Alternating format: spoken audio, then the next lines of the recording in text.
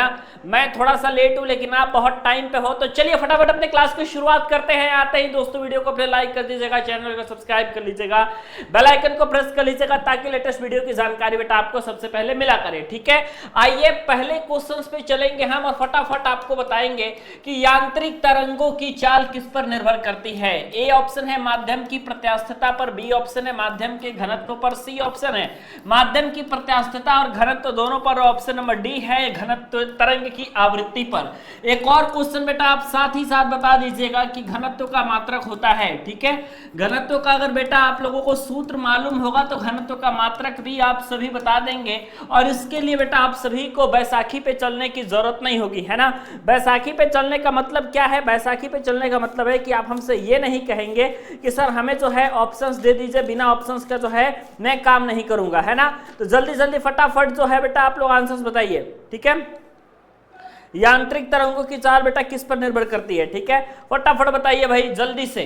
क्या ऑप्शन आ रहा है भाई? ऑप्शन नंबर सी आप सभी का आ रहा है। ठीक है, इसका पीडीएफ बेटा ऐप पर मिलेगा। ओके, तो अब देखिए यहाँ पे आपको मैं बता दूं कि जो यांत्रिक तरंगे हैं आपके पास जो बेटा मैकेनिकल वेव्स हैं, है ना, मैकेनिकल वेव्स जो हैं बेटा आपकी यांत्रिक तरंगे जो हैं आपकी, इनकी जो चाल होती है, इनका चाल डायरेक्टली अगर आप बात करें तो निर्भर करता है दो चीजों पे, और वो दो चीजें बेटा आपके सामने हैं और आप में से मैक्सिमम लोगों का वो आंसर भी है कि सर जी माध्यम की प्रत्यास्थता एवं घनत्व दोनों पे। ठीक है, तो ये चीजें जो बेटा आपकी निर्भर करती हैं सीधे तौर पे आपकी माध्यम की प्रत्यास्थता पर भी निर्भर करती है, और माध्यम की प्रत्यास्थता के साथ ही साथ बेटा आपका माध्यम के घनत्व पर भी ये चीजें आपकी निर्भर करती हैं। ठीक है, आगे बढ़ेंगे। अगर आप घनत्व के मात्रक के बारे में सवाल पूछेंगे तो पहले डेंसिटी का फॉर्मूला आपको पता होना चाहिए। ठीक है, अब जब तक आप डेंसिटी का फॉर्मूला नहीं बताएंगे तब तक बेटा जो है आप उसका मात्रक ज्ञात ही नहीं कर पाएंगे। तो डेंसिटी इज इक्वल टू बेटा आपके पास निकल के आएगा मास बटे में वॉल्यूम। ठीक है, मास बटे में वॉल्यूम होता है। मास मतलब होता है बेटा द्रव्यमान, और द्रव्यमान का जो मात्रक होता है वो आपके पास किलोग्राम होता है। वॉल्यूम जो होता है आपका मीटर क्यूब होता है ना। वॉल्यूम क्या होता है बेटा? मीटर क्यूब होता है। तो आपने यहाँ पे बेटा मीटर क्यूब लिख दिया तो किलोग्राम प्रति मीटर क्यूब इसका मात्रक हो गया। ठीक है, अब वॉल्यूम और एरिया ये दो चीजों के मात्रक आप सभी के लिए बहुत जरूरी है। ठीक है, जैसे कि देखो अगर आप सिंपल एरिया की बात करोगे ना तो वो आपके पास L गुणे B हो जाएगा, और अगर आप एरिया के अलावा बेटा वॉल्यूम की बात करोगे तो आपके पास निकल के आ जाएगा L into B into H, है ना। तो आपने दोनों चीजें देख ली, बहुत इंपॉर्टेंट है, बहुत मस्त है, और आपने बताया, बहुत बहुत धन्यवाद। ओके, आगे बढ़ते हैं हम। प्यारा सा क्वेश्चन बेटा, बड़ी शानदार क्वेश्चन है और मुझे उम्मीद है आप में से मैक्सिमम लोग बताएंगे, है ना। एक बार वीडियो को लाइक करके अपने दोस्तों के पास शेयर कर दीजिए बेटा, ताकि आप सभी को, है ना, आप सभी को बेटा बताया जा सके कि आप सभी की क्लास बेहतरीन तरीके से चल रही है। दैसिक संकेतों के लिए क्या प्रयुक्त होता है? पराश्रव्य तरंगे होती हैं, अपश्रव्य तरंगे होती हैं, श्रव्य तरंगे होती हैं, या अप्रगामी तरंगे होती हैं? ये दो चीज में से, तीन चार चीजों में से आंसर क्या होगा आप सभी को बताना है। एक चीज और बता दीजिएगा बेटा कि मानव, है ना, मानव मतलब मानव कितनी आवृत्ति तक की ध्वनियों को सुन सकता है? कितनी आवृत्ति, मानव जो है बेटा आपकी कितनी आवृत्ति तक की ध्वनि जो है ये सुन सकता है, आपको बताना है कितनी आवृत्ति तक की ध्वनि बेटा सुन सकता है। आप सभी को राइट आंसर बेटा बताना है। और फ्रीक्वेंसी और टाइम पीरियड में relation F is equal to 1/T भी आप याद कर लीजिएगा। ये सूत्र F is equal to 1/T आप सभी के लिए बहुत कारगर साबित होने वाला है। ये इसलिए कारगर साबित होने वाला है क्योंकि अकेले बेटा इस सूत्र पे आपके मैक्सिमम क्वेश्चंस पूछे जाने हैं। ठीक है, voice is not clear? How can you say that कि वॉइस इज नॉट क्लियर? आपके मैक्सिमम क्वेश्चंस पूछे जाने हैं। ठीक है, वॉइस इज नॉट क्लियर? ठीक तो है यार, सर आवाज नहीं आ रही है क्यों? ठीक तो है यार, सर आवाज नहीं आ रही है क्यों? आवाज तो सही है ना, फटाफट बताओ। मुझे उम्मीद है साउंड क्लियर होगा। ठीक है, तो दैसिक संकेतों के लिए बेटा क्या प्रयोग किया जाता है आप बताओ, और इसका भी बता दो फटाफट की राइट आंसर्स मैं आप सभी को बताऊं फटाफट क्या होगा। ठीक है, जल्दी से। अगर आप दैसिक संकेतों के लिए बात करोगे तो इसके लिए बेटा जो यूज किया जाता है वो पराश्रव्य तरंगे यूज की जाती हैं। ठीक है, दैसिक संकेतों के लिए बेटा जो यूज होता है आपका, ये आप सभी का पराश्रव्य तरंगे हो जाएंगी। ओके, आगे अगर आप बढ़ोगे तो frequency is equal to 1 upon time period is equal to 1 upon frequency. ठीक है, फ्रीक्वेंसी का मात्रक पे अगर आप आओगे कि फ्रीक्वेंसी का मात्रक क्या होता है, तो फ्रीक्वेंसी का जो मात्रक होता है बेटा hz होता है, जिसे आप हर्ट्ज के नाम से जानते हो। ठीक है, फ्रीक्वेंसी का मात्रक आपका हर्ट्ज होता है। अब अगर आओगे मानव कितनी आवृत्ति तक की ध्वनि को सुन सकता है, तो 20 हर्ट्ज से लेकर के और 20,000 हर्ट्ज तक के आप सभी के ध्वनियों को सुन सकता है। ऑप्शन में ये भी रहता है कि 20 हर्ट्ज से लेकर के 20 किलो हर्ट्ज तक आप सभी की ध्वनियों, इतनी आवृत्ति की ध्वनियों को मनुष्य सुन सकता है। ठीक है, आगे बढ़ेंगे फटाफट। नेक्स्ट क्वेश्चन है, निम्न में से किस तरंग की तरंग दैर्ध्य सबसे अधिकतम है? अवरक्त किरणें, पराबैंगनी किरणें, रेडियो किरणें या एक्स किरणें? और आपके पास तरंगदैर्ध्य सबसे, ठीक है, क्या हुआ भाई श्रद्धा, क्यों ऐसा बोल रही हैं आप? और कौन है बदतमीजी कर रहा है, जरा मेरे को नाम बताओ तो उसका, अभी सही कर दूंगा। जब नहीं बोला जाता है फिर भी जो है आप लोग परेशान करते हो अगर एक दूसरे को, तो अगर परेशान ही करना है तो फिर करो। ठीक है,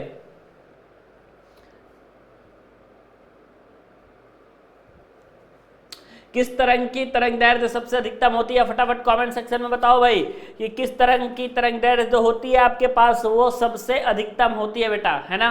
क्या रेडियो तरंगे आप सभी का आंसर आ रहा है, या फिर आप सभी जो है पराबैंगनी या अवरक्त किरणों में से जा रहे हो? देखो, आपसे तरंग दैर्ध्य पूछा जा रहा है। ठीक है, आपसे जो है जो चीज पूछा जा रहा है उस पर ध्यान दो आप लोग। आपसे तरंगदैर्ध्य पूछा जा रहा है, अर्थात आपसे जो है बेटा वेवलेंथ पूछा जा रहा है। वेवलेंथ आपका तरंगदैर्ध्य होता है, लैम्डा से आपका ये रिप्रेजेंट होता है। ठीक है, तो आपके पास जो राइट आंसर आ जाएगा वो आ जाएगा आपके पास रेडियो तरंगे। रेडियो तरंगे जो होती है बेटा उसका वेवलेंथ आपका सबसे अधिक होता है। ठीक है, तो ये चीज आप सभी को बेटा 100% बताना है। आगे बढ़ोगे आप नेक्स्ट क्वेश्चन पे, तो नेक्स्ट क्वेश्चन है विद्युत चुंबकीय तरंगों की ऊर्जा का कारण है उनकी, है ना? विद्युत चुंबकीय जो तरंगे होती हैं उनकी मैक्सिमम ऊर्जा का क्या कारण होता है? फटाफट आपको ये बताना है। क्या उनकी ऊर्जा का मेन कारण उनका तरंगदैर्ध्य है, या फिर उनका ऊर्जा का मेन कारण उनकी आवृत्ति है, या विद्युत चुंबकीय तरंगे हैं, या इनमें से कोई नहीं? जल्दी से बताओ कि आपके पास राइट आंसर क्या हो जाएगा। विद्युत चुंबकीय तरंगों की ऊर्जा का सबसे बड़ा रीजन आप सभी के सामने क्या निकल के आ रहा है? ठीक है, जल्दी से।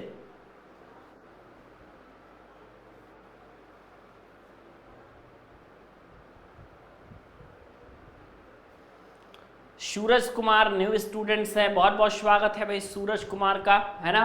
सूरज कुमार न्यू स्टूडेंट्स हैं और बेहतरीन तरीके से आप लोग जो है पॉलिटेक्निक प्रवेश परीक्षा की तैयारी करते रहिए, है ना? सर टाइम पर भी मैथ का क्लास ले लीजिए। सर यार सुबह में आप सभी को मैंने बताया है कि मैथमेटिक्स की क्लासेस में लूंगा, है ना? मैथमेटिक्स की क्लासेस में लूंगा, लेकिन मॉर्निंग में लूंगा। कल से कोशिश करूंगा कि आपकी क्लासेस जो है वो मैथमेटिक्स की हो। ओके, क्योंकि आज क्लास जो आपकी हुई है वो आपकी हुई है किस चीज़ की? तो आज आपकी जो बेटा क्लास हुई है वो हुई है आपकी साइंस की। ठीक है, सुबह में हुई है क्लास बट वो साइंस की थी, तो इसलिए मैं कोशिश करूंगा कि अब मैथ्स कभी आपका हो। और सुबह में बेटा आपका 7 बजे से क्लास रहता है। ठीक है, सुबह में 7 बजे से आपकी क्लास रहता है, तो 7 बजे सुबह में आप जरूर आइएगा। और रात में जो आपकी क्लास रहती है 8:30 बजे से रात में क्लास रहती है, तो इस समय भी आप जरूर आइएगा, है ना? ये 2 टाइम आपकी पांडे जी टेक्निकल पे आपकी यूट्यूब क्लास चैनल पे आपकी क्लास चलती है। ठीक है, आगे है आपका विद्युत चुंबकीय तरंगों का ऊर्जा का मेन रीजन होता है बेटा आपका ये विद्युत चुंबकीय तरंगे ही। विद्युत चुंबकीय तरंगे मतलब कि विद्युत चुंबकीय का मतलब होता है बेटा इलेक्ट्रोमैग्नेटिक, है ना? इलेक्ट्रोमैग्नेटिक कहने का मतलब होता है कि जो आपकी वेव्स हैं, जो आपकी तरंगे हैं, उनमें आपका क्या होता है? तो इलेक्ट्रोमैग्नेटिक में बच्चा आपके पास उस वेव्स में इलेक्ट्रिक फील्ड भी होगी। ठीक है, उस वेव्स में आपकी इलेक्ट्रिक फील्ड भी होगी, एज वेल एज उस वेव्स में आपके पास बेटा मैग्नेटिक फील्ड भी होगी, है ना?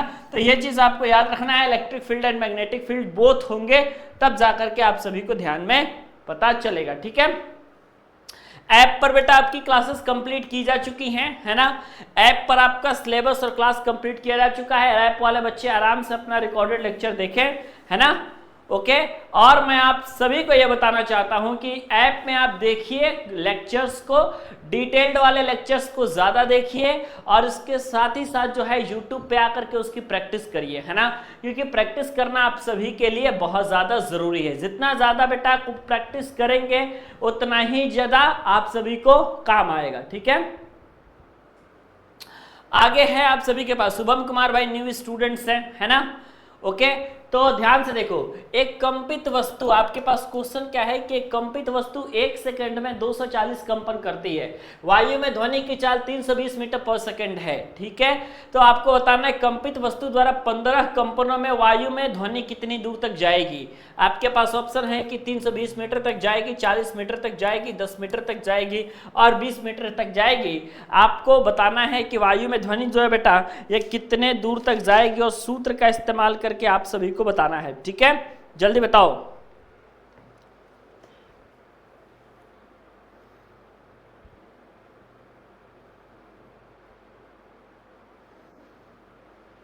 दो 240 कंपनों में बेटा 1 सेकंड लगता है, ठीक है। 240 कंपन में बेटा 240 कंपन जो होता है तो उसके लिए बेटा टाइम लगता है 1 सेकेंड, ठीक है। तो एक कंपन करने में जो बेटा टाइम लगेगा वो 1/240 लगेगा, ठीक है। तो आपसे पूछ क्या रहा है, आपसे क्या पूछ रहा है साहब, तो आपसे ये पूछ रहा है कि 15 कंपनें करती हैं अगर, ठीक है। मान लो कि 15 कंपनें अगर वायु में ध्वनि की कितनी दूर तक जाएगी, तो आप इसका मल्टीप्लाई कर लो बेटा 15 से और आपके पास जो है वो राइट आंसर निकल के आ जाएगा, ठीक है। तो 15 इंटू में 1/240 आप अगर निकालोगे तो आपके पास 1/16 सेकेंड आ जाएगा और 320 से उसका गुना कर देगा, ठीक है। तो देखो यहाँ पे अगर आप 15 कर लेते हो तो आपसे काटे हुए तो आपके पास 1/16 हो जाएगा, ठीक है। अब क्वेश्चन क्या है कि वायु में ध्वनि की चाल आपके पास जो है 320 दे रखी है, यानी कि आपके पास क्या दे रखा है, वायु में ध्वनि की चाल, ओके। वायु में ध्वनि की चाल जो है बेटा ये दे रखी है आपके पास और ये कितनी है आपके पास 320 है, ठीक है। तो आपको बताना है कि 15 कंपनों में कितनी दूर तक जाएगी, तो आपके पास जो है मल्टीप्लाई आपको कर देना है सिंपल और आपका ये चीजें जो हैं आपके पास निकल के आएगी और वो है आपके पास की 320 गुणे में 1/16, 320 गुणे में आपके पास 1/16 निकल के आ जाएगा। तो आपके पास जो है ये कटेगा 16 दूना 32 दो बार में, तो आपके पास 0 हो जाएगा, 20 आपके पास राइट आंसर हो जाएगा। Option number D is the right answer. आगे बढ़ते हैं, नेक्स्ट क्या है नीलेश कुमार, नेक्स्ट फटाफट, ठीक है। सर आप बहुत क्यूट हो, ऐसा है क्या, क्यों भाई? नीलेश की बातों से कौन कौन एग्री करता है एक बार जरा बता दीजिए, है ना।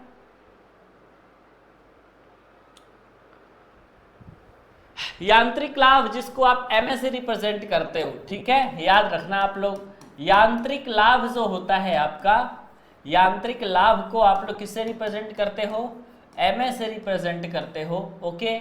और भार जो होता है आपका बेटा, भार जो आपका होता है इसको आप एल से रिप्रेजेंट करते हो, बल जो आपका होता है इसको आप ई से रिप्रेजेंट करते हो, एल से रिप्रेजेंट करते हो, ये ठीक है। तो ये आपके पास L हो गया, तो आपने इसको L से रिप्रेजेंट कर दिया। आपको बताना है कि इन तीनों में संबंध क्या होता है, ठीक है। यांत्रिक लाभ में संबंध क्या होता है, भार में संबंध क्या होता है, जल्दी से बताओ फटाफट।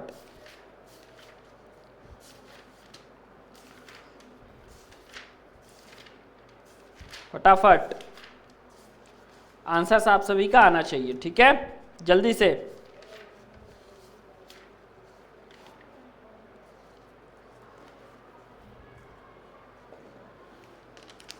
अब दोलन का आवर्तकाल का भी सूत्र बताओ आप लोग। ऑप्शन नंबर ए आ रहा है आप सभी का। नीलेश जी आप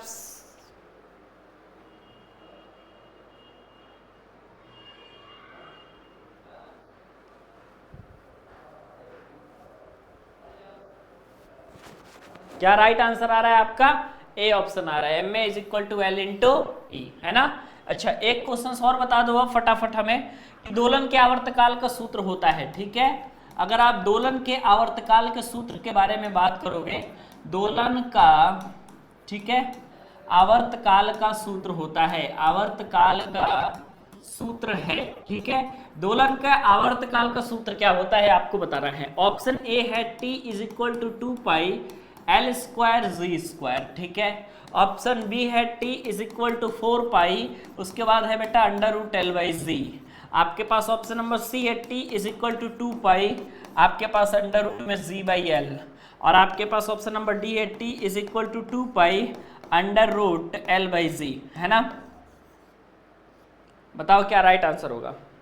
दोलन के आवर्तकाल का सूत्र आपको मालूम करना है 100%, ठीक है। जल्दी से,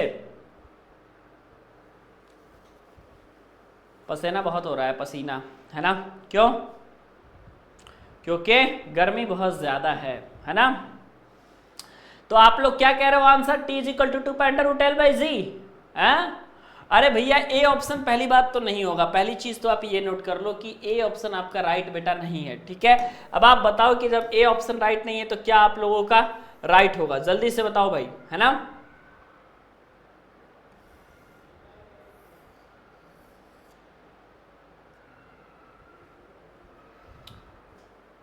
डी ऑप्शन राइट है। वेरी गुड बेटा, वेरी गुड। आप में से मैक्सिमम लोग आ रहे हैं राइट आंसर पे, बहुत ज्यादा लोग राइट आंसर के ट्रैक पे तो आ रहे हैं, लेकिन कुछ लोग आते आते जो है गलत भी कर दे रहे हैं, है ना। ये चीज आप सभी को ध्यान देना है कि दोलन के आवर्तकाल जो होता है बेटा, दोलन का जो आवर्तकाल होता है, तो दोलन का आवर्तकाल का जो आपके पास सूत्र निकल के आता है वो निकल के आता है आपका t is equal to 2 pi under root L by G, है ना। तो ये चीज आप याद रखो, क्यों फालतू की चीजों को याद रखते हो, है ना। आगे बढ़ता हूं मैं और नेक्स्ट क्वेश्चंस भी उसी तरीके से आप बताइएगा, ठीक है, जैसे कि आपने अभी बताया। ऑप्शन क्वेश्चन है कि त्वरण का मान बढ़ाने पर आवर्तकाल के मान पर क्या इफेक्ट पड़ता है, ठीक है। जैसे कि आप देखो, त्वरण का मान बढ़ाने पर, अगर आप त्वरण का वैल्यू बढ़ा रहे हो, ठीक है, तो आपको बताना है कि त्वरण का मान बढ़ाने पर, ओके, त्वरण का मान बढ़ाने पर आवर्तकाल, ठीक है, त्वरण का मान बढ़ाने पर जो आपके पास आवर्तकाल है वो क्या हो जाएगा आपको बताना है। ऑप्शन पे देखो और ध्यान से और बताओ, ठीक है, कि त्वरण का मान बढ़ाएंगे तो उस पर आवर्तकाल का मान क्या होगा। तो ऑप्शन है आपके पास कि बढ़ जाएगा, ठीक है।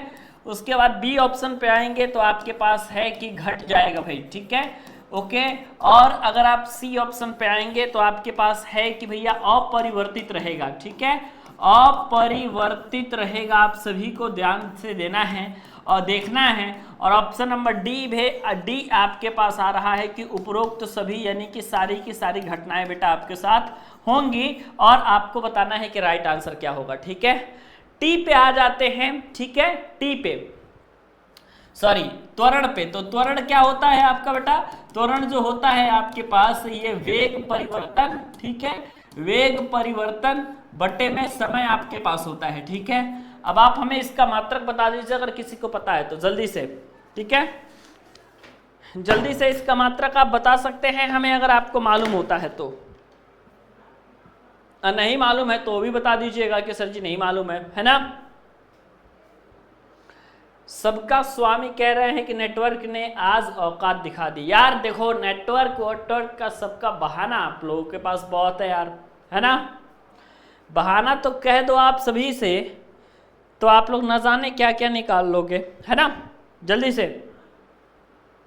राइट आंसर बताओ फटाफट कमेंट सेक्शन में। पहली बात कि आवर्तकाल पे सूत्र, सॉरी त्वरण पे आपके पास सूत्र आता है कि त्वरण जो होता है आपका वेग परिवर्तन बटे में समय में परिवर्तन होता है, या फिर वेग परिवर्तन बटे में समय लिख सकते हो इसको, ठीक है। अच्छा, अगर आप इसको a से रिप्रेजेंट करते हो तो a इज इक्वल टू आपके पास v minus U by T होता है, ठीक है। ये आपके पास सूत्र निकल के आता है a is equal to v minus U by T. और अगर आप करोगे, अगर आप करोगे तो आपके पास इसका मात्रक भी निकल के आ सकता है, ठीक है। और मात्रक इसके पास क्या निकल के आ जाएगा, मीटर प्रति सेकंड स्क्वायर आपके पास मीटर मात्रक इसका निकल के आ जाता है। अच्छा, अगर आप आवर्तकाल वाले कॉन्सेप्ट पे चलोगे जिसका सूत्र आपके पास t is equal to 2 pi under root L by G होता है आवर्तकाल, है ना, ये तो होता है ना आवर्तकाल आपका।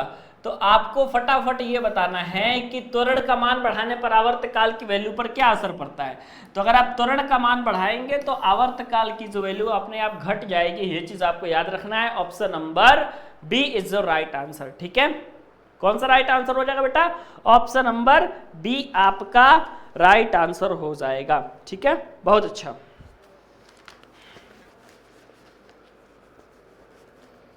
सबका स्वामी कोई मेरा रिचार्ज कर दो प्लीज। है रिचार्ज भी खत्म हो गया आप सभी का, कितनी बहाने आप लोग बनाओगे? अगला क्वेश्चन प्रतिध्वनि से है, ध्यान से देख लेना। ठीक है, क्वेश्चन है आपके पास कि प्रतिध्वनि सुनाई देती है। ठीक है, प्रतिध्वनि मतलब होता है बेटा इको। ठीक है, इको को हम प्रतिध्वनि कहते हैं।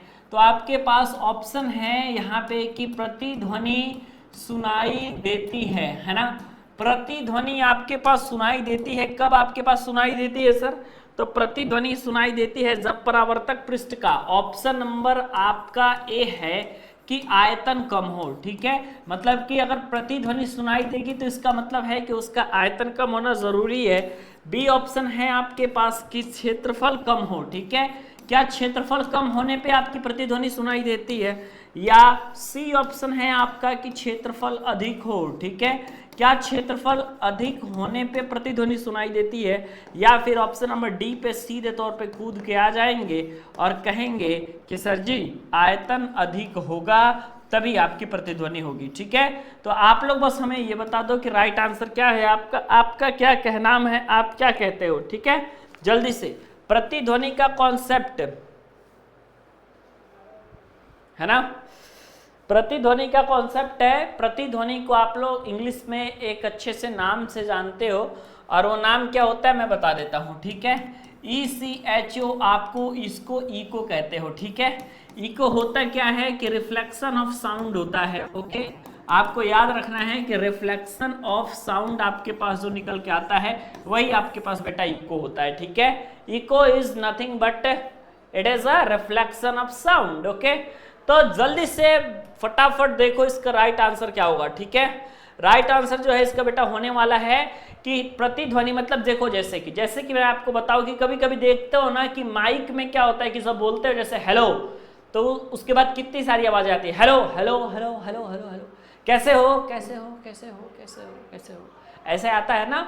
तो ये चीज कहने का मतलब बेटा कि अगर इस तरीके से चीजें हो रही हैं तो वो रिफ्लेक्शन ऑफ साउंड है ना, मतलब सेम ही साउंड आपकी जो है बार बार सुनाई दे रही है। तो सेम साउंड अगर आपकी बार बार सुनाई दे रही है तो मतलब रिफ्लेक्शन ऑफ साउंड है। रिफ्लेक्शन ऑफ साउंड को ही आप क्या कहते हो? इको कहते हो। तो प्रतिध्वनि जब सुनाई देती है किस कंडीशन में? जब आपका बेटा क्षेत्रफल अधिक होता है ना। तो आप लोग सीधे तौर पे यहाँ पे नोट कर लोगे कि जब क्षेत्रफल अधिक होता है तब जा करके आपका प्रतिध्वनि सुनाई देता है। ठीक है, और प्रतिध्वनि होती क्या है? इको, इसको हम कहते हैं। यहाँ पे मैं हिंदी भी लिख दे रहा हूँ है ना, ताकि आप सभी में से मैक्सिमम लोग जिसको इंग्लिश मीडियम में नहीं है वो समझ में नहीं आएगा तो उनको मैं बता देता हूँ। ठीक है, वैसे आपको इंग्लिश हिंदी दोनों का साथ लेकर के चलना पड़ेगा, क्योंकि सिर्फ अगर आप हिंदी में लेकर के चलोगे तो बहुत मुश्किल हो जाएगी, आगे सर्वाइव करने में बेटा आपको दिक्कत हो सकती है। ठीक है, ओके ओके ओके ओके, फटाफट आप बताओ क्वेश्चंस का आंसर। एक रेलगाड़ी है, ठीक है, ओके, एक रेलगाड़ी है 11 मीटर पर सेकंड के वेग से चलती है। ब्रेक लगाने पर रेलगाड़ी 121 मीटर चल करके रुक जाती है, तो विरामावस्था में आने में उसको टाइम कितना लगेगा? विरामावस्था मतलब ये है कि रेस्ट ऑफ द पोजीशन में आने में उस रेलगाड़ी को कितना समय लगेगा आपको बताना है। ठीक है, और सारी चीजें आपकी दे रखी हैं ऑलरेडी, तो उसमें कोई ज्यादा सोचने विचारने की बेटा जरूरत नहीं है। ठीक है, तो फटाफट बताओ राइट आंसर क्या हो जाएगा। टाइम की वैल्यू निकालनी है, v square is equal to U square plus 2as से आपका ये लग जाएगा। ठीक है, लेकिन देखो v is equal to U plus at, ये आपके पास जो है गति का पहला समीकरण, s is equal to ut plus 1/2 at square, ये गति का दूसरा equation, v square minus U square is equal to 2as आपके पास ये गति का तीसरा समीकरण। ठीक है, हिंट आपके लिए ये है कि इसी पे आपका न्यूमेरिकल लगने वाला है। अब देखो कि 11 मीटर पर सेकंड के वेग से चलती है, तो आपके पास ये क्या चीज दिया हुआ है आप फटाफट हमें ये बता दो। तो जब 11 मीटर पर सेकेंड के वेग से चलती है तो u इज इक्वल टू आपके पास 11 मीटर पर सेकेंड आपके पास दे दिया, ठीक है। विरामावस्था में आने में कितना समय लगेगा, इसका मतलब टाइम आपसे पूछ रहा है, ठीक है। ब्रेक लगाने पर गाड़ी 121 मीटर चल करके रुक जाती है, यानी कि s इज इक्वल टू आपके पास 121 मीटर ऑलरेडी है, ठीक है। और उसके बाद आपके पास विरामावस्था में जब गाड़ी आपकी आएगी, है ना, जब आपकी गाड़ी बेटा विरामावस्था में आएगी तो जाहिर सी बात है कि वहां पे आपके पास v इज इक्वल टू 0 हो जाएगा। विरामावस्था में आने के पश्चात आपके पास टाइम कितना होगा, कमेंट सेक्शन में आपको बताना है। फटाफट राइट आंसर क्या हो जाएगा, जल्दी से बताओ, जल्दी बताओ। v इज इक्वल टू आप 0 कंसिडर कर लो बेटा, आपका क्वेश्चन लग जाएगा, क्यों डरते हो, हैं क्यों डरते हो, क्या होगा, कुछ नहीं होगा तो तजुर्बा होगा। न्यूमेरिकल लगाने के तजुर्बे भी तो आप सभी को जरूरी हैं, है ना, बिना न्यूमेरिकल के बेटा काम नहीं चल पाएगा कभी, ठीक है।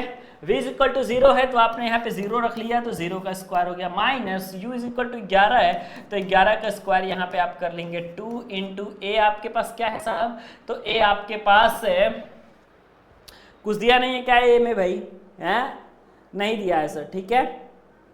a इज इक्वल टू -1/2, यहाँ से आप a निकाल लेंगे, बहुत अच्छी बात है साहब, आइए निकाल के देख लेते हैं। इंटू s आपके पास तो दिया ही हुआ है, शायद s है, ये है 121 है, ठीक है। यहाँ से आप a निकाल लेंगे, कैसे, 11 का वर्ग 121 हो जाएगा तो माइनस में हो जाएगा, इज इक्वल टू 2 इंटू आपके पास a इंटू 121 आपके पास हो जाएगा, ठीक है, ओके। तो a इज इक्वल टू आपके पास जो हो जाएगा वो क्या हो जाएगा, माइनस में 121 बटे में 2 इंटू 121, ठीक है। तो 121 से 121 आपका कट जाएगा, a इज इक्वल टू -1/2 यहाँ से आ गया, ठीक है। अब a इज इक्वल टू -1/2 आ गया आपके पास, तो एक समीकरण गति का ये भी आपको मालूम है, ये वाला v is equal to u plus 80, ठीक है। तो v आपके पास क्या है, 0 है सर, तो 0 आपने यहाँ पे पुटअप कर लिया। u क्या है आपके पास 11 है तो 11 आपने पुटअप कर लिया, प्लस में a आपके क्या पास क्या है तो माइनस में 1/2 है सर। टाइम क्या है तो आपको फाइंड आउट करना है तो आपने यहाँ पे फाइंड आउट कर लिया, ठीक है। 0 is equal to 11 minus t/2 आपके पास हो गया। अगर आप यहाँ से करेंगे तो क्वेश्चंस लगाएंगे तो लग जाएगा कि नहीं लग जाएगा, जल्दी बताओ आप फटाफट, ठीक है। लग जाएगा कि नहीं लग जाएगा, बस इतना आप बता दो, ठीक है। तो आप लोग जो है इसको लगा लोगे, 11 दूना 22 सेकंड का टाइम आ जाएगा, कैसे सर, तो ये -t/2 जो है इधर आएगा तो +t/2 हो जाएगा, है ना, यानी कि t/2 की जो वैल्यू है फाइनली हो जाएगी 11 के बराबर। तो जो t की वैल्यू है 11 गुणे 2, 11 दूना 22 आपके पास हो जाएगा, राइट आंसर आपके पास 22 हो जाएगा। तो 22 सेकेंड है जो राइट आंसर। आप में से कितना आ रहा है आप लोगों का, 22 आ रहा है, अच्छी बात है? सर मैथ की भी क्लास चला दो, एलोन गर्ल, कल से मैं मैथ की क्लास चला देता हूँ, ठीक है, और सुबह में चलाऊंगा मैथ की क्लास, ओके। तो मैथ की क्लास चलाने के लिए बेटा ये ज़रूरी है कि मैं सुबह में चलाऊं, और सुबह में जो क्लास है आपकी वो होती है सुबह में 7 बजे से, ठीक है। तो सुबह में 7 बजे से क्लास होती है, तो 7 बजे अगर आप आओगे तब जा करके मैथ देख पाओगे, ठीक है। और 7 बजे तक सोए रहोगे चद्दर तान के और फिर कहोगे कि सर जी मैथ कब पढ़ाई होता है मुझे पता ही नहीं चलता, तो गलत बात है, ठीक है। तो सुबह में 7 बजे से जग जाना, सभी लोग भाई जगेंगे, है ना, जगने की आदत डालो, नींद से नाता तोड़ो, ठीक है। किसी वस्तु के वेग को 2 गुना कर देने पर उसे रोकने के लिए सापेक्षिक दूरी का कितना इस्तेमाल करना पड़ेगा, जल्दी बताओ। तो ये तो आपका थ्योरेटिकल क्वेश्चंस है, ठीक है, जल्दी फटाफट कमेंट सेक्शन में बताओ क्या हो जाएगा इसका राइट आंसर, ठीक है। ये नहीं करोगे तो ये कर लो। एक पिंड के एक समान चाल, सॉरी क्वेश्चन है आपके पास कि एक पिंड है समान त्वरण के साथ चल रहा है, अच्छी बात है सर, त्वरण समान है, ए की वैल्यू आपके पास समान है, ओके। अच्छा, एक समय पर इनका वेग 20 मीटर पर सेकेंड है, 5 सेकेंड बाद इनका वेग 20 मीटर पर सेकेंड, पहले इसका वेग 10 मीटर पर सेकेंड है, 5 सेकेंड बाद इसका वेग 20 मीटर पर सेकेंड हो जाता है। तो 2 सेकेंड पहले इसका वेग कितना था आप सभी को बताना है, ठीक है। ऑप्शन है आपके पास कि 4 मीटर पर सेकेंड, 6 मीटर पर सेकेंड, 8 मीटर पर सेकेंड और 10 मीटर पर सेकेंड, ठीक है। क्वेश्चन क्या है, क्वेश्चन अगर आप ध्यान से समझेंगे तो आपको मालूम चल जाएगा, ठीक है। क्या है सर, जल्दी से बताओ भाई क्वेश्चन क्या है। आप क्या क्या चीजें निकाल सकते हो। देखो पहले आप जो है बेटा यहां से निकाल लो त्वरण, ठीक है, और त्वरण निकालने के बाद आपके पास जो है v की वैल्यू आपको निकाल लेनी है, ठीक है, काम आपका हो जाएगा। ओके ठीक है। 100 स्टूडेंट्स हो चुके हैं, कम से कम 101 स्टूडेंट्स कम से कम पढ़ने आ रहे हैं, तो कम से कम यार 101 स्टूडेंट्स लाइक भी तो कर दें यार, है ना। पहले आप a की वैल्यू निकाल लो, उसके बाद आप v का मान निकाल लेना, ठीक है। पहली चीज तो ये है कि a इज इक्वल टू आपके पास निकल के आता है delta v by delta T, ठीक है। तो delta v by delta T, तो डेल्टा v आपके पास क्या है और डेल्टा टी क्या है फटाफट बता देना। तो डेल्टा v मतलब क्या होता है कि v माइनस यू बटे में टी, ठीक है। तो पहले इसका आपके पास 20 मीटर वेग हो जाता है और उसके पहले आपका 10 मीटर वेग था, और इसके पास इसके दरमियान अगर आपके पास 5 सेकंड का टाइम लगता है तो 20 में से 10 गया 10 और 5 आपके पास ये हो गया, 5 दूना 10 हो गया आपके पास a is equal to 2 metre प्रति सेकेंड स्क्वायर, ये आपके पास हो गया। अब आप लोग जो है गति के पहले इक्वेशन का इस्तेमाल कर लो, है ना, v is equal to U plus A T का, और v is equal to U plus A T, v is equal to U plus A T, आप लोग इसका इस्तेमाल कर लो। u इज इक्वल टू आपके पास क्या है 10 मीटर पर सेकेंड, तो u is equal to 10 use कर लेना, a is equal to 2 use कर लेना, 2 सेकेंड पूर्व इसका वेग यूज पूछ रहा है तो t is equal to 2 use कर लेना, तो अब ही का मान बता सकते हैं। और ये कौन सा सूत्र है, ये सूत्र आया कहां से है, ये सूत्र जो है बेटा आपका गति का पहला समीकरण है, ठीक है। मनीष अवस्थी कह रहे हैं सर आप मेरा कमेंट नहीं देखते हैं या मैसेज नहीं देखते हैं। यार मैसेज देखते हैं आप लोग, मानते क्यों नहीं हो, है ना। तो देखो ये है बेटा गति का प्रथम समीकरण। ओके, गति के 3 समीकरण में गति का जो आपके पास प्रथम समीकरण है आपके पास वो यही चीज है, ठीक है। तो यही है आपका बेटा गति का प्रथम समीकरण। सारी चीजें आपके पास ऑलरेडी दी गई है। जैसे u इज इक्वल टू आपके पास यहाँ से दिया गया है, a इज इक्वल टू यहाँ से दिया गया है, t इज इक्वल टू आपके पास यहाँ से दिया गया है, ठीक है। तो v is equal u plus A T, तो u plus A into T, ठीक है। v is equal to 10 plus में 4, 2 दूना 4, 14, और 14 के बाद इसका मात्रक, और मात्रक आपके पास निकल के आ जाएगा मीटर प्रति सेकेंड। तो आ रहा है क्या,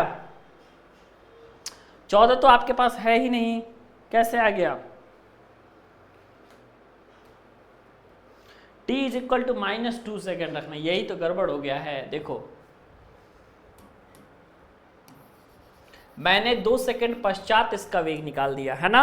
अब पूछा क्या था, 2 सेकंड पहले इसका वेग पूछा था, तो जब 2 सेकंड पहले वेग पूछेगा तो t इज इक्वल टू -2 रखेंगे, और 2 सेकंड बाद वेग पूछेगा तो t इज इक्वल टू बेटा +2 मैसेज रखेंगे, ठीक है।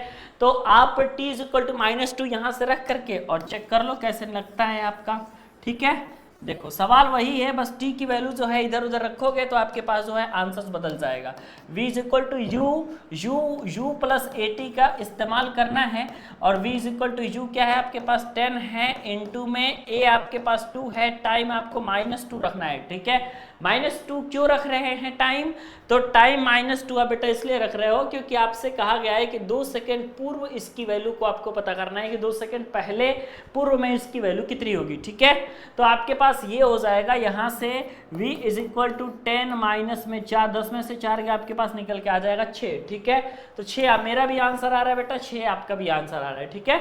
अच्छी बात है, सॉल्यूशन समझ में आया या नहीं फटाफट बता दीजिए, ठीक है। हाँ दीपक पटेल, यार देखो मैं आपको बताऊं, सुबह में 7 बजे से क्लास होगी, ओके, और शाम में 8:30 बजे से क्लास होगी, ठीक है। तो यही टाइम टेबल है और कोई टाइम टेबल नहीं है। और आज जब मैं 7 बजे पढ़ाया था ना, तो उसमें मैं बताऊं कि नोटिफिकेशन नहीं गया था, है ना, नोटिफिकेशन नहीं गया था। तो जब नोटिफिकेशन नहीं गया था तो आप में से मैक्सिमम लोग नहीं आए थे, लेकिन चूंकि मुझे शुरुआत करना था आज से, तो मैंने सोचा कि भाई क्लास जरूर कंप्लीट करा लेता हूं, ताकि जो है कम से कम बच्चों को पता चले कि सर क्लास पढ़ा रहे हैं सुबह 7 बजे से, ठीक है।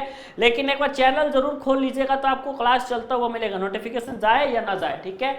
ये क्वेश्चन किसको किसको समझ नहीं है, बहुत लोगों को समझ में नहीं आया। देखो क्या करना है, इस क्वेश्चन में आपको 2 सेकंड पहले का वेग निकालना है, ठीक है। तो 2 सेकंड पहले का वेग निकालना है, तो उसके लिए आप पहले त्वरण निकालोगे। क्यों? क्योंकि गति के प्रथम समीकरण v is equal to U plus A T से आपको ज्ञात है कि आपको त्वरण की चीजें पहले चाहिए, ठीक है। तो a is equal to V minus U by T. भी क्या है आपका, एक समय पर इसका वेग 10 है, 5 सेकंड बाद इसका वेग 20 हो जाता है, तो v इज इक्वल टू 20 हो जाएगा, u इज इक्वल टू 10 हो जाएगा। टाइम आपके पास यहाँ से दिया हुआ है कि 5 सेकंड है, तो टाइम 5 सेकंड करके आपने यहाँ से त्वरण पहले निकाली है, ठीक है। अब जब आपने त्वरण निकाल लिया तो गति का प्रथम समीकरण v is equal to U plus A T से आप v का मान निकाल सकते हो। और v is equal to U plus A T से अगर आप v का मान निकालोगे तो सवाल आता है t की वैल्यू सर कितना रखेंगे, मतलब मेरा t का वैल्यू कितना रहना चाहिए। तो अगर आप t की वैल्यू के बारे में बात करोगे तो t आपको माइनस में 2 सेकंड लेना है। क्यों माइनस में 2 सेकंड लेना है? बिकॉज आपने देखा कि 2 सेकंड पूर्व इसका वेग क्या था, इसके बारे में आपको डिस्कशन करना था। तो t इज इक्वल टू, इसीलिए बेटा आपने -2 सपोज किया, ओके। तो जब t is equal to -2 suppose किया, आपने जो वैल्यू निकाल दिया, आपके पास आंसर आ गया। उसमें कौन सी समस्या है ज्यादा है? जल्दी बताओ। स्वतंत्रता पूर्वक गिरती हुई वस्तु की स्थिति तथा गतिज ऊर्जा क्या होती है, आपको बताना है। साथ ही साथ के ई का भी फॉर्मूला बता देना, पीई का भी फॉर्मूला बता देना, एमई का भी फॉर्मूला बता देना। के ई आपकी काइनेटिक एनर्जी है, काइनेटिक एनर्जी को आप लोग क्या कहते हो, गतिज ऊर्जा कहते हो। पीई आपके पास पोटेंशियल एनर्जी है, जिसको आप लोग स्थितिज ऊर्जा के नाम से जानते हो। एमई क्या होता है, आपके पास मैकेनिकल एनर्जी होता है। तो आप लोग को फटाफट बताना है राइट आंसर इसका क्या होगा, ठीक है। जल्दी बताओ क्या है, स्वतंत्रता पूर्वक गिरती हुई कोई वस्तु की क्या होती है, बताइए।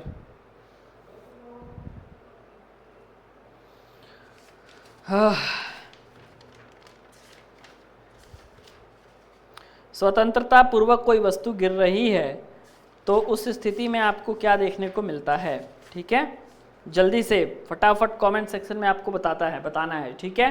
क्या गतिज ऊर्जा बढ़ती है, स्थितिज ऊर्जा घटती है, क्या होता है, ठीक है। जैसे मान लो कि ये कोई h ऊंचाई से कोई ये गोला सा वस्तु गिर रहा है नीचे की तरफ, ठीक है। तो इस पर क्या इफेक्ट आएगा आपको बताना है। साथ ही साथ जो मैंने सूत्र यहाँ पे आपको बताए हैं उन सभी सूत्रों के बारे में भी आपको बताना है, ठीक है। जल्दी से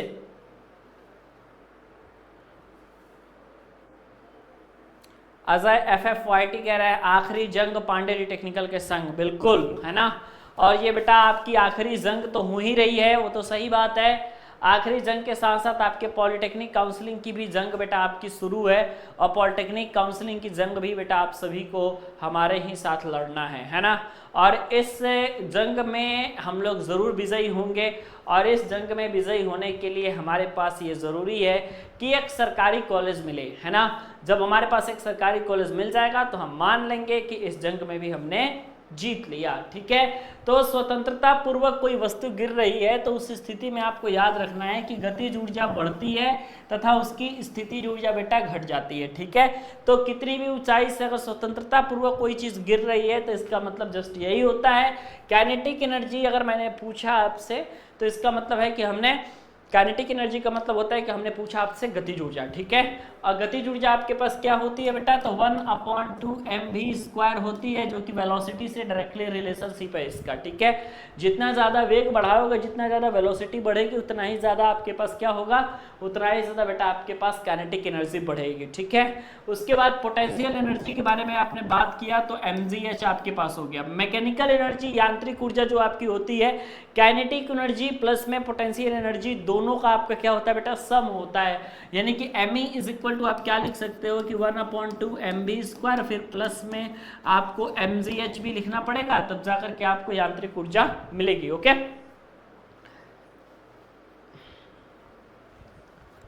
और कोई दिक्कत है तो बताओ, ठीक है। और कोई दिक्कत है तो बताओ। 1 किलोग्राम द्रव्यमान स्प्रिंग से लटका देने पर 1 सेंटीमीटर का खिंचाव उत्पन्न होता है, तो स्प्रिंग की ऊर्जा कितनी होगी, ठीक है। कितने लोग बता देंगे इस सवाल को, मैं जरा देखना चाहता हूं, ठीक है। स्प्रिंग की बेटा ऊर्जा आपसे पूछ रहा है, किस इस्तेमाल से आप लोग ऊर्जा निकालोगे, ठीक है। निकालना दोस्तों बेटा आपके लिए बहुत ज़्यादा खतरनाक है। F is equal to KX से आपको निकालना पड़ेगा, और ये आप लोग निकाल भी नहीं पाओगे और ना ही आपका पॉलिटेक्निक में पूछा जाएगा, ठीक है। जो चीज़ें बेटा पॉलिटेक्निक में नहीं पूछी जाती हैं वो मैं नहीं कराता हूँ, ये नियम है हमारा, है ना। तो आइए P is equal to mgh/t से एक न्यूमेरिकल आपका लगा लेते हैं। इस न्यूमेरिकल को सॉल्व करने के लिए आपके पास P is equal to mgh/t इस सूत्र का इस्तेमाल करना पड़ेगा। सबका मतलब समझ जाइए, ठीक है। P आपके पास क्या होता है, सामर्थ्य होता है सर, ठीक है। P इज इक्वल टू सामर्थ्य होता है, M इज इक्वल टू द्रव्यमान होता है, स्मॉल g का मान आपको मालूम है, वो होता है आपके पास 9.8 मीटर पर सेकेंड स्क्वायर, और आपके पास h जो है आपकी हाइट होती है, टाइम आपके पास समय होता है जिसका मात्रक आपको ऑलरेडी सेकंड में दे रखेगा, ठीक है। तो एक तालाब आपके पास 60 मीटर की ऊंचाई पर स्थित एक टंकी से 20 घन लीटर एक जल आता है। आपको बताना है कि एक यह टंकी पंप के द्वारा तालाब पे 3 घंटे 16 मिनट में भर जाती है। तो पंप की सामर्थ्य आपके पास कितनी है आपको फटाफट बतानी है, ठीक है। जल्दी से कितने लोग बता देंगे, फटाफट बताइए। तालाब की हाइट आपके पास दे रखी है ऑलरेडी, ओके। 60 मीटर ऊंचाई पे आप सभी का तालाब है, तो ये चीज आपको दे रखा है। फटाफट पहली बात तो द्रव्यमान आपको ज्ञात कर लेना है कि द्रव्यमान कितना हो जाएगा, ठीक है। द्रव्यमान इज इक्वल टू आयतन गुणे घनत्व से आप लोग ज्ञात कर लोगे, ठीक है। पहली चीज तो आप लोग द्रव्यमान ज्ञात कर लोगे, तो द्रव्यमान इज इक्वल टू आपके पास होता है बेटा आयतन गुणे में घनत्व, ठीक है। तो आयतन गुणे में घनत्व होता है, तो आपके पास कई सारी चीजें दी गई हैं, ठीक है। तो आपके पास आयतन कितना दिया हुआ है और घनत्व कितना दिया हुआ है, आप ये बताओ। तो आपके पास जो है आयतन दिया हुआ है यहाँ पे 20 घन लीटर, ठीक है। 20 सेंटीमीटर क्यूब आपके पास ये दिया हुआ है, मतलब आयतन आपके पास 20 दिया हुआ है और गुणे में 10 टू द पावर 3 आपका हो जाएगा घनत्व, ठीक है। तो आपने द्रव्यमान निकाल लिया, यानी कि m की वैल्यू आपने निकाल लिया, जो कि आपके पास 20 इंटू में 10 to the power 3। Small g का मान आपको तो मालूम रहता है कि 9.8 होता है, इसको तो निकालने की जरूरत नहीं है। और आपको बताना है 60 मीटर ऊंचाई पे है, तो हाइट आपके पास हो जाएगी 60। और टाइम के लिए अगर बात करोगे तो टाइम आपके पास जो है वो दिया हुआ है 3 घंटे 16 मिनट, ठीक है। तो 3 घंटे 16 मिनट को आप सभी को क्या करना पड़ेगा, वो चेंज करना पड़ेगा, ठीक है। तो 3 घंटे 3 आवर्स 16 मिनट को आपको जो है चेंज करना पड़ेगा। और फटाफट बताओ कि आप लोग चेंज करोगे तो कितना सेकेंड आ जाएगा, ठीक है। 3 घंटा 16 मिनट में कितने सेकेंड्स आ जाएंगे आपको बताना है, जल्दी से बताओ, ठीक है। 196 गुणे 60 सेकेंड, ठीक है। तो t इज इक्वल टू आपके पास आ जाएगा 196 गुणे में 60 सेकेंड, ओके। तो अब आपके पास जो है फटाफट ये याद रखना है कि p की वैल्यू कैसे निकालोगे। तो p की वैल्यू जो है आप m से निकालोगे, तो m आपके पास हो जाएगा 20 गुणे में 10 टू द पावर 3, फिर आपके पास स्मॉल g की वैल्यू 9.8, फिर आपके पास हाइट जो है आपके पास वो हो जाएगी 60, और उसके बाद आपके पास जो है p is equal to mgh/t आपके पास हो जाएगा 196 इंटू में 60, और आप काटोगे तो 60 से 60 आपका कट भी जाएगा। अब यहाँ से आप पावर की वैल्यू बताओ एग्जैक्ट की कितनी होगी कैलकुलेट करके, ठीक है। मुझे मेरे भरोसे मत रहो, आप बताओ कि क्या होगा, ठीक है। 1000 वाट, 3000 वाट की 1000 वाट, सही से देखो, है ना। 1000 वाट, 3000 वाट आ रहा है। चलो कैलकुलेट कर लेना इसको, P is equal to mgh/t से कैलकुलेट करना है। अब आप जो भी लाओ आंसर, ठीक है, ओके ओके। लेकिन सूत्र यही लगेगा, अगर सामर्थ्य पूछेगा किसी चीज का तो P is equal to mgh/t का ही आपको सूत्र लगेगा, और इसी सूत्र से आपका सवाल हल होगा, ठीक है। आगे है, दो मशीनें बराबर कार्य को, ठीक है, 20 मिनट 30 मिनट में कर रही है, ठीक है। मतलब दो मशीन है आपके पास, किसी कार्य को वो मशीन एक तो 20 मिनट में कर दे रही है, दूसरा आपके पास 30 मिनट में कर सकती है। पहली मशीन की सामर्थ्य आपके पास 120 दे रखा है, दूसरी मशीन की सामर्थ्य कितनी होगी, ठीक है।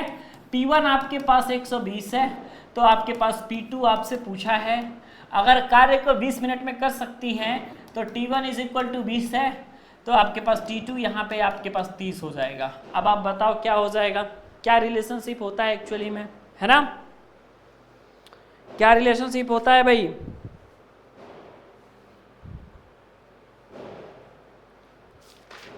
आपको बताना पड़ेगा ना। P1 by P2 is equal to W into T2 by T1। सूत्र इस्तेमाल करो,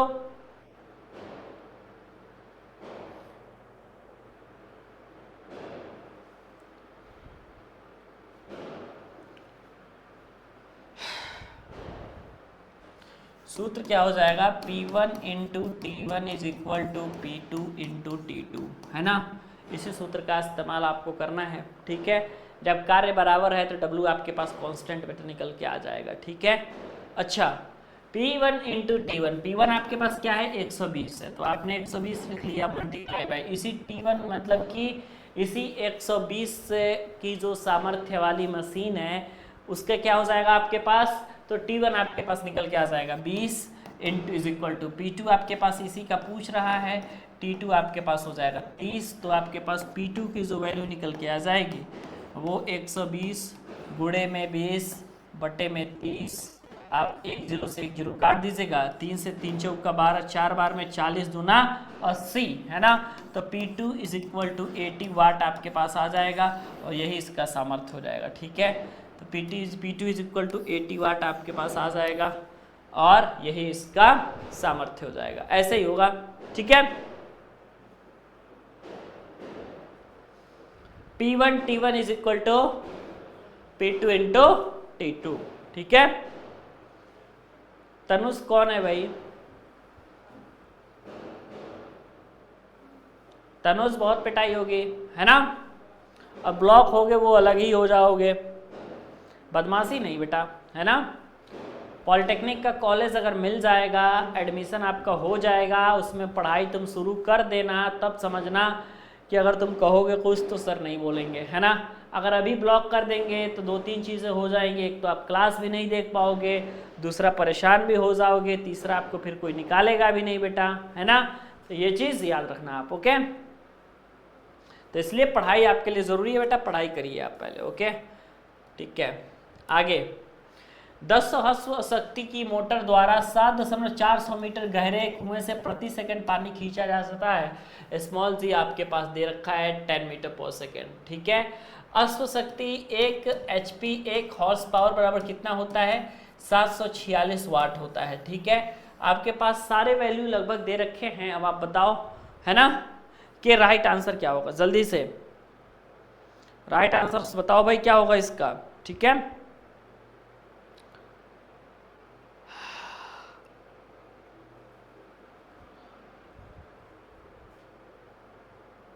P is equal to W/T से आपको बताना है, ठीक है। W बराबर mgh/T, m की वैल्यू बस आपकी बतानी है और कुछ नहीं बताना, ठीक है। सामर्थ्य वाले सारे क्वेश्चन लगभग P is equal to mgh/T से लग जाएंगे, ठीक है। सामर्थ्य वाले जितने क्वेश्चंस हैं P is equal to mgh/T से लग जाएंगे। तो जब ये mgh/T से लग जाएंगे तो आपके पास जो पूछा गया है वो आपका m पूछा गया है, क्योंकि ऑप्शन में किलोग्राम दे रहा है ना। ऑप्शन में जो चीज़ दिया जाता है वही चीज़ पूछा जाता है, क्यों भाई, ये तो आपका तरीका है पहचानने का। तो ऑप्शन में अगर आपको मान लो कि m आपका पूछ रहा है तो m is equal to P into T बटे में G इंटू एच हो जाएगा। पावर आपके पास क्या दे रखी है सर, पावर आपके पास 10 अश्व शक्ति है, 10 गुणे 746 हो जाएगा आपके पास, मल्टीप्लाई बाई टाइम आपके पास क्या है कि प्रति सेकेंड, यानी कि टाइम इज इक्वल टू 1 है, और G की वैल्यू जो है आप यहाँ से 9.8 इस्तेमाल कर सकते हैं। हाइट आपके पास है 7.46, ठीक है। तो यहाँ पे आपने 7.46 कर लिया। अगर आप ज़्यादा एक्यूरेसी चाहते हो तो 9.8 के जगह पे आप 10 भी इस्तेमाल कर लोगे तो आपके पास सूत्र आपके पास तैयार भी हो जाएगा, आंसर्स भी आपका आ जाएगा, ठीक है। अगर G इज इक्वल टू 10 कर रहे हो यूज़ तो 100 किलोग्राम आपके पास आंसर आ जाएगा, लेकिन उसके लिए क्वेश्चन में दिया रहेगा कि G की वैल्यू आपके पास कितना इस्तेमाल करना है। तो G की वैल्यू अगर आप बेटा इस्तेमाल कर लोगे तो 10, तो आप देखो कितना निकाल लोगे, m इज इक्वल टू आपके पास क्या हो जाएगा 10 इंटू में आपके पास हो जाएगा 746 मल्टीप्लाई बाई 1 और डिवाइडेड बाई यहाँ पे 10 इंटू में 7.46, तो m की वैल्यू आराम से आपके पास 1000 निकल के आ जाएगी, जो कि आपके पास राइट आंसर होगी, ठीक है। 100 होगी कि 1000 होगी, जल्दी बताओ। 100, ठीक है, 1 0 एक्स्ट्रा नहीं होगा, ओके। 100 आपके पास राइट आंसर हो जाएगा।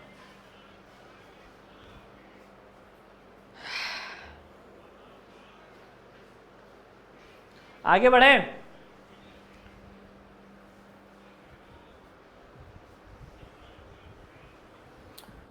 न्यूमेरिकल लगाने के लिए फॉर्मूले का जरूरी होना, याद होना जरूरी है, और सामर्थ्य वाला सारा का सारा चीज इसी फॉर्मूले पे लगेगा, P = mgh/t पे। ठीक है, तो ये चीज आपको बताना है। ठीक है, अब आपके पास है एक लड़का है, ठीक है सर, ओके,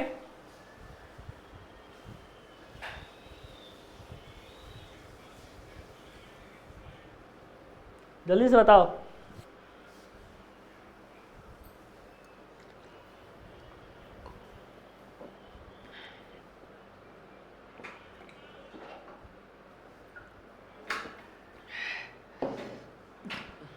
एक लड़का जिसका द्रव्यमान 50 किलोग्राम है, ठीक है, मतलब कि बॉय का द्रव्यमान आपके पास 50 किलोग्राम है, अपने साथ 10 किलोग्राम का एक बक्सा निकाल के लेकर के चलता है, तो टोटल कितना हो जाएगा मास आप बता दो। ठीक है, आप मान लो कि आप में से कोई ऐसा स्टूडेंट्स है जिसका वजन 50 किलोग्राम है, ठीक है, और अगर वो 10 किलोग्राम का बक्सा ले रहा है तो इसका मतलब है कि उसका टोटल वजन कितना हो जाएगा, है ना, 10 किलो और बढ़ जाएगा ना भाई, है ना, उसके टोटल में से 10 kg और बढ़ जाएगा। तो आपके पास 50 तो उसके पास पहले से था, 10 साहब बढ़ गया तो 50 10 60 किलोग्राम का वो टोटल वजन कैरी कर रहा है भाई, है ना। तो m = आपने 60 kg आपने यहाँ पे रख लिया, ओके। अब आपको बताना है कि एक बक्सा को लेकर के सीढ़ियों के द्वारा 10 मीटर की ऊंचाई पर चढ़ता है साहब, ठीक है, तो हाइट आपके पास क्या हो जाएगी, 10 मीटर हो जाएगी, क्योंकि छत की ऊंचाई 10 मीटर है, 1 मिनट में चढ़ जाता है, यानी कि टाइम = 60 सेकेंड ले रहा है। ठीक है, अब आपको बताना है कि लड़के की सामर्थ्य क्या होगी, पावर आपका क्या होगा, आपका पावर पे सूत्र आपका क्या बनेगा, P = क्या मैंने बताया है आपको,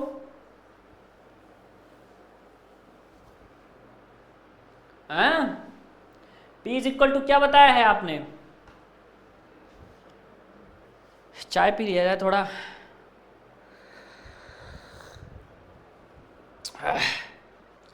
P = आपके पास निकल के आता है mgh/t, है ना।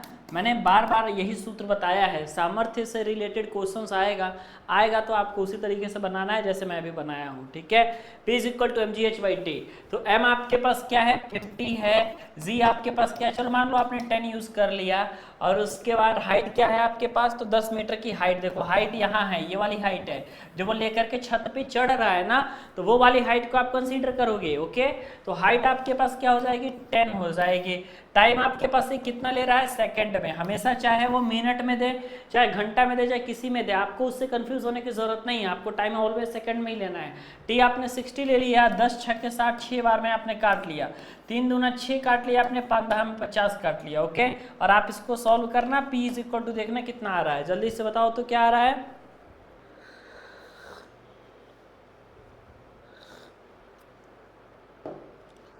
$98 वाट आएगा, है ना। P = 98 वाट इसलिए आएगा बेटा क्योंकि आपने जो है G = 9.8 स्वीकार किया है, तो जब G = 9.8 स्वीकार करोगे आप, तो आपके पास जो है निकल के आएगा कितना, तो आपके पास निकल के आएगा 98, ठीक है, क्योंकि आप G = 9.8 ले रहे हो, तो स्मॉल g यहाँ पे है ना बेटा, तो आप इसी को देखो, आप 9.8 लेकर के देख लो आपके पास कितना आता है। ठीक है, मैं 10 इसलिए ले लेता हूँ क्योंकि कभी कभी जो है 10 पे वैल्यू बहुत आसानी के साथ आ जाती है, ठीक है, लेकिन आप देखो चेक कर लो, P = आपके पास m क्या है 60 हो जाएगा, 60 आपने लिख लिया, इनटू में 9.8 लिखना है, 9.8 लिख लिया, हाइट आपके पास क्या है, तो टोटल हाइट आपके पास 10 दे रखी है, तो 10 आपने यहाँ पे कर लिया, अब टाइम आपके पास 60 है तो आपने 60 कर लिया, ठीक है, तो आप 60 से 60 कैंसिल कर दोगे, तो पावर की जो वैल्यू है आपके पास निकल के आ जाएगी 9.8 और मल्टीप्लाइड बाई 10, तो 9.8 को मल्टीप्लाई करोगे 10 से तो ये 98 आपके पास आ जाएगा, और वाट आपके पास हो जाएगा, तो 98 what is your right answer, because 1 0 से 1 0 वहाँ पे कैंसिल हो जाएगा, ऐसे तो लगेगा, हैं।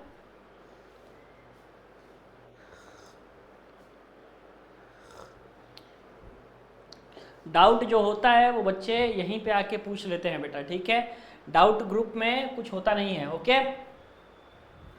तो मिलते हैं बेटा नेक्स्ट वीडियो में, कल आपकी सुबह में हम क्लास लेंगे मैथमेटिक्स की, ओके। क्लास में ज़रूर आइएगा, 7 बजे से क्लास चलेगी और बेहतरीन तरीके से आपकी क्लास चलेगी, ओके।